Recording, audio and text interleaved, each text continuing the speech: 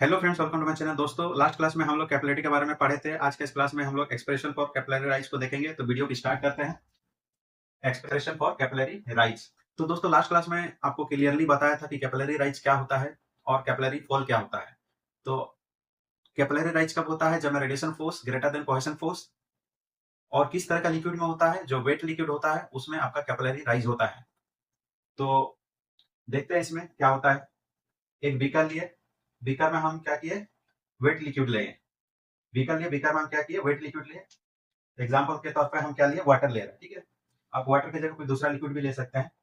ये मेरा glass tube है। ग्लास ट्यूब पे जैसे इंसर्ट करेंगे तो क्या होगा? कैपिलरी राइज होना शुरू हो जाएगा because of adhesion force greater than cohesion force. तो एक बीकर लिए, बीकर में हम क्या किए? वाटर डाले, डीप किए ट्यूब को, कैपिलराइज हुआ। उसको हम क्या किए? जो भी मेरा जनरल लेवल था उसके रिलेटिव कितना हाइट राइज किया उसको हम एच मान लिया, ठीक है। और ट्यूब और लिक्विड के बीच में क्या होगा? सरफेस टेंशन होगा। सरफेस टेंशन फोर्स आपका एक्ट होगा। सरफेस टेंशन फोर्स होगा तो लिक्विड और ग्लास सरफेस के बीच में क्या होगा? सरफेस टेंशन फोर्स एक्ट होगा। तभी हम देखते हैं let sigma equal to surface tension of liquid, theta angle of contact between the glass tube and liquid surface. Theta मेरा क्या है? Angle of contact between the glass tube and liquid surface, ठीक है। एच क्या है मेरा? Height of liquid column in glass tube. तो जो भी हाइट मेरा राइज हुआ उसको हम एच मानिए।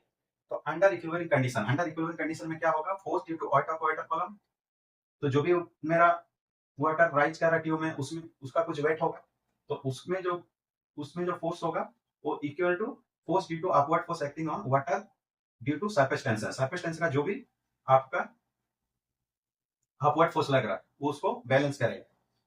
तो सबसे पहले force due to weight of water को निकालते हैं। तो force due to weight of water को क्या होता है? Volume into rho into g. तो रो जी कहां से आया है इसको देखते हैं। पहले क्लास में भी मैं बताया था। जो वेट डेंसिटी होता है क्या होता है? Wait per unit volume. Wait को हम लिख सकते हैं mg divided by v. M by v को हम रो लिख सकते हैं, तो रो जी। तो वहां से मेरा वेट डेंसिटी से मेरा रो जी आ रहा है, ठीक है।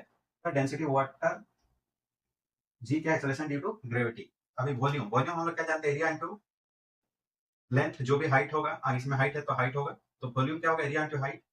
तो ग्लास का मेरा जो भी क्रॉस सेक्शनल एरिया क्या है? Pi by 4 D square into H into rho G, ठीक है। अभी हम सरफेस टेंशन में जो फोर्स लग रहा है उसको निकालते हैं। तो क्या होगा मेरा? Tension into circumference into cos theta, ठीक है। सरफेस टेंशन क्या? सिग्मा है। सर्कमफ्रेंस कौन सा है? ग्लास ट्यूब का सर्कमफ्रेंस लेना तो क्या होगा? पाई डी इंटू कॉस थीटा। तो वर्टिकल हम क्या करेंगे? वर्टिकल जो भी फोर्स है उसको लेंगे। तो ये मेरा क्या है?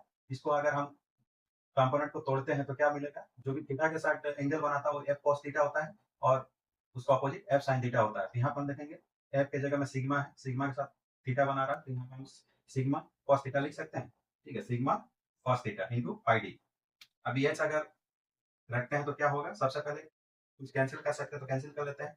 डी डी कैंसिल हो जाएगा, इधर पाई पाई कैंसिल हो जाएगा। तो एच इक्वल टू क्या होगा? 4 सिग्मा कॉस थीटा डिवाइडेड रो जी डी, ठीक है। तो ये मेरा एक्सप्रेशन आया फॉर कैपिलरी राइज। तो कैपिलरी राइज किस किस टर्म पे तो कैपिलरी राइज किस पे डिपेंड करेगा? आपका सरफेस टेंशन, उसके बाद एंगल ऑफ कांटेक्ट, उसके बाद आपका density of liquid, g acceleration due to gravity, और डी डायमीटर ऑफ ट्यूब। अभी नोट करके एक चीज लिख लीजिए, इंपॉर्टेंट है। For water and glass tube angle of theta is zero. अगर हम क्या करेंगे? Suppose water and glass tube का जो भी एंगल है, एंगल ऑफ कांटेक्ट जो है, एंगल ऑफ कांटेक्ट अगर जीरो लेते हैं तो मेरा क्या एक्सप्रेशन आएगा?